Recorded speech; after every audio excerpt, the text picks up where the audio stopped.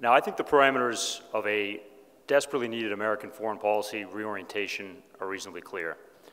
However, I'm skeptical that we're going to see any substantive foreign policy realignment coming from American conservatism. Has anyone here heard of Colonel John Boyd? Does that name ring any bells? A couple hands, all right. A couple older hands, unfortunately, no offense.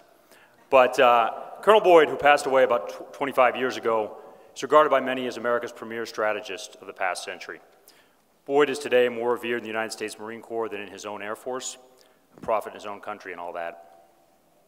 John Boyd had a concise summary of how you both create change and maintain excellence.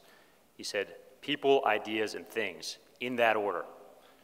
Now, I want to take those three elements in reverse order, in ascending order of importance, to discuss what stands in the way of a sorely needed reorientation of American foreign policy from the right.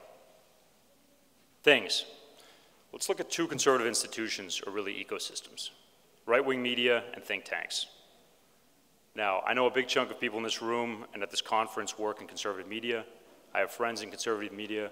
I've written a piece or 30 in conservative media outlets.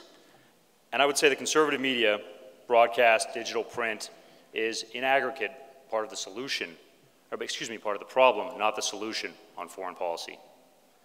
Even more clickbaity than the hollowed-out media establishment seeks to replace, neither funded nor inclined to engage in serious investigative journalism or long-form writing, conservative media generally defaults to playing the hits. And the American conservative, even in its current incarnation as the Hillsdale Integralist Treehouse, has been an honorable and notable exception.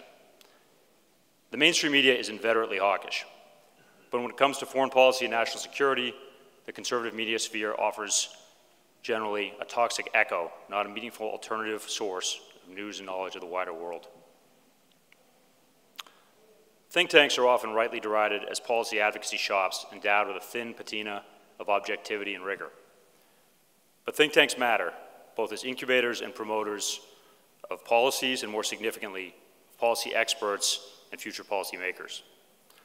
Unfortunately, the major conservative think tanks are all still wedded to an ultra-hawkish internationalism that made sense in 1947, was debatable by 1977, and has been unfit for purpose since the end of the Cold War. All of these places, Heritage, Hudson, Hoover, AEI, plenty of others, did their best to prevent the victorious United States from becoming a normal nation for normal times, in the words of one of their alumni. The result is that we are now horribly postured for the new normal, intense competition, if not conflict, with China. And I can speak from a little experience here. I was an intern at AEI back in the heady days of 2004, when freedom was on the march and WMDs were definitely in Syria. Most of the folks running the roost back then are still here, or still there, excuse me. Others are here in Orlando. Ideas. I turned 40 a couple of weeks ago. It kind of creeps up on you. In my lifetime, conservatism and the Republican Party have been almost wholly synonymous with militarism. My friend Bill Kaufman will tell you that there was once a proud and storied tradition of middle American resistance to war and jingoism, capped off by the original, truly grassroots America First peace movement. Read Bill's books. Such prairie populism has been on life support for many years now, but there has been a little progress.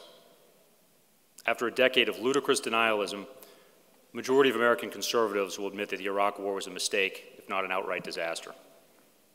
But militarism marches on.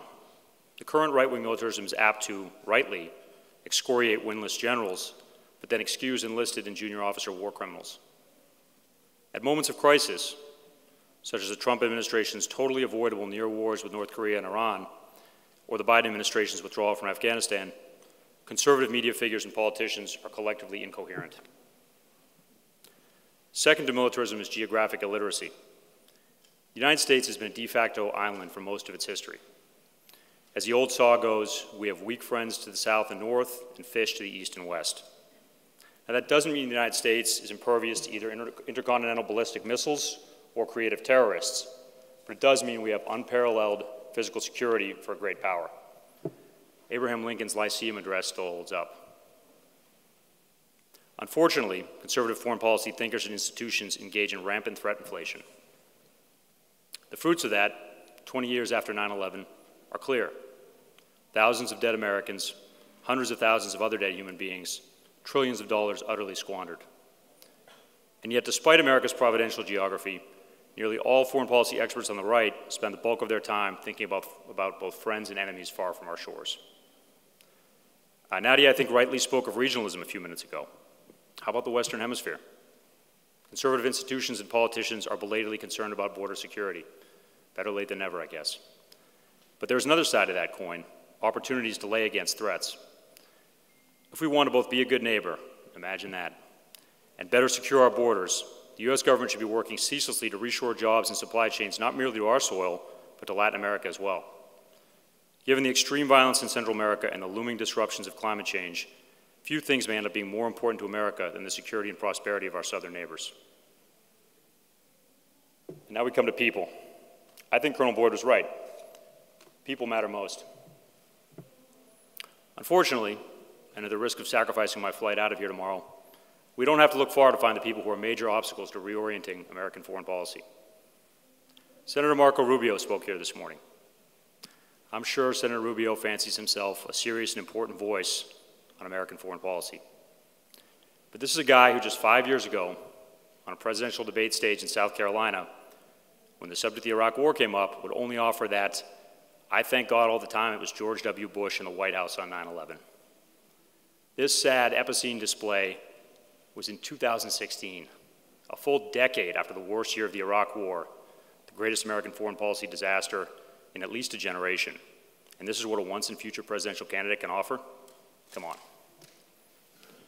Last time I was paying more than passing attention to Senator Rubio was a couple of years ago when he was trying to get the United States to overthrow Venezuelan dictator Nicolas Maduro.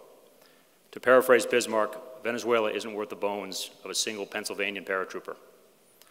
While Rubio can sometimes get the chorus notes right, it's clear he has learned little, if anything, since those not so long ago days of praising George W. Bush.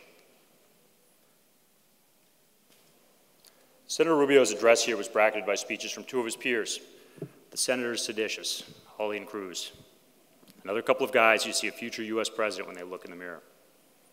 Now I'm sure that as actual, not merely performative patriots, everyone here agrees with me.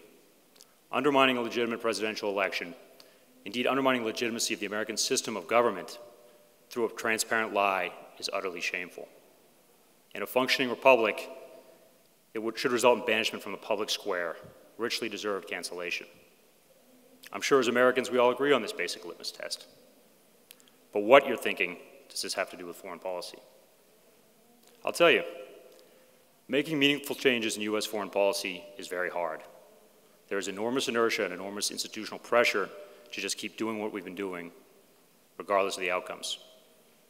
Changing American foreign policy is like changing the course of the proverbial aircraft carrier. You need large amounts of both intelligence and conviction. Anyone credulous or craven enough to propagate the obvious lie of a stolen election is not going to move the ship of state one meaningful degree. So when it comes to even attempting to fix American foreign policy from the right, people are the primary problem. I look forward to the discussion.